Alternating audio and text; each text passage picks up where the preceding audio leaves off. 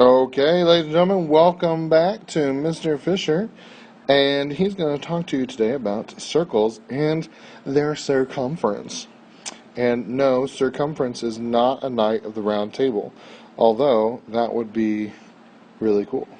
Circumference, because it's round, and like round table, knight of the round table, because okay. Some things you need to know before we get started. You need to know how to plug in a variable. For example, if I tell you that r is 12, you should be able to plug it into something like this.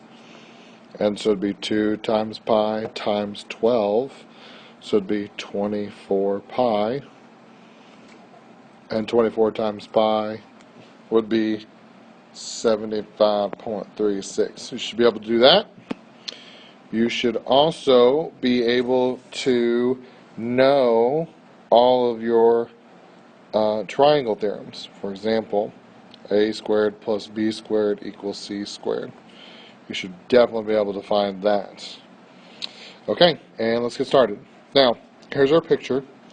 In order to label the picture, it's going to be circle F because it's in the center point. It's also going to be AB is going to be a chord. Okay, EC is going to be my diameter, and an FD is going to be my radius. That's not a diameter, so radius. So that's just labeling. Now, let's get into the harder stuff, the actual math things. Now, if I told you about radius and diameter, people confuse them all the time.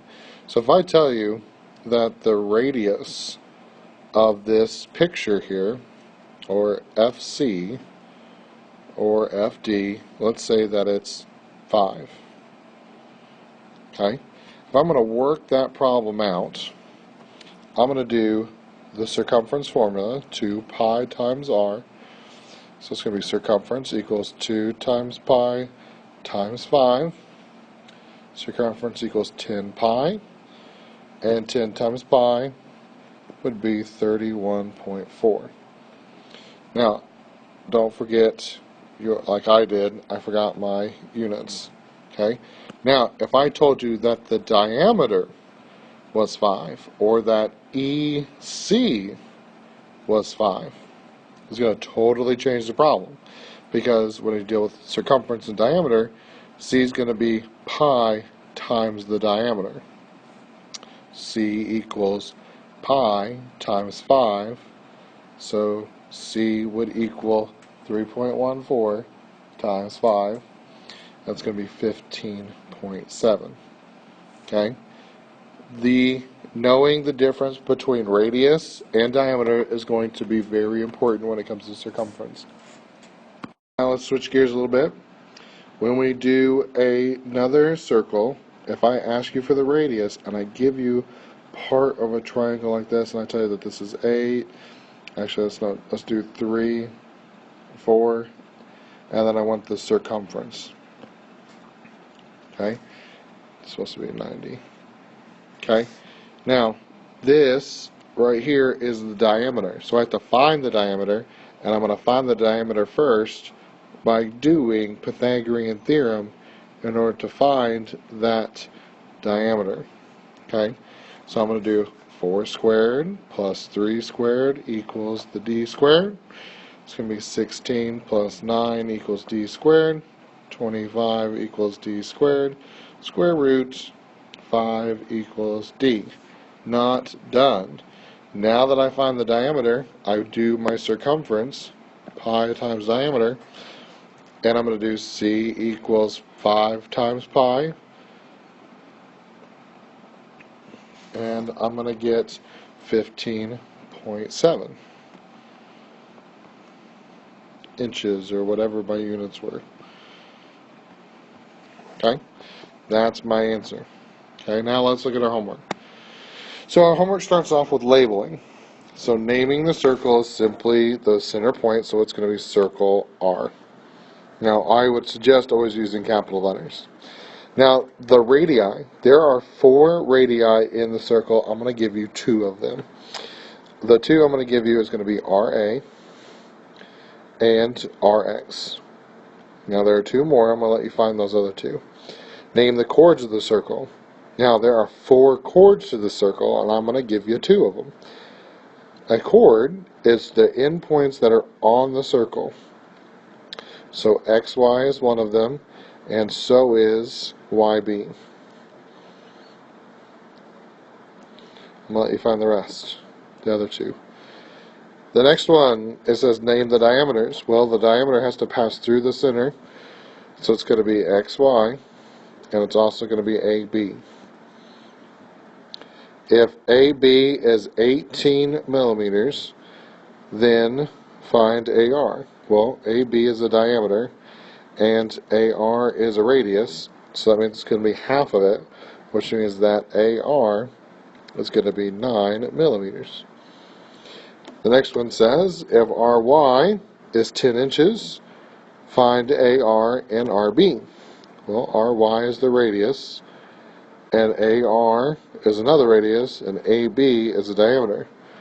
So AR is going to be 10 inches, and AB would be 20 inches. And then that last one at the top, it says, is AB congruent to XY? And explain. The answer is yes. They are both diameters. They can't be anything else. So if the diameter of this one was 5, then this one here has got to be 5 too. Okay, next. It says find the diameter and the radius of a circle. So I got to find the diameter and the radius given the circumference. So remember our formula. For the diameter, it's C equals pi d. For radius, C equals 2 pi r. So depending on which one you want to find, I would suggest doing this one, finding the diameter and then just dividing by 2. So that's what I'm going to do. So I'm going to do 40 equals pi times the diameter. In order to get the d by itself, I'm going to divide by pi. And I'm going to get that the diameter of this one is 12.73 inches.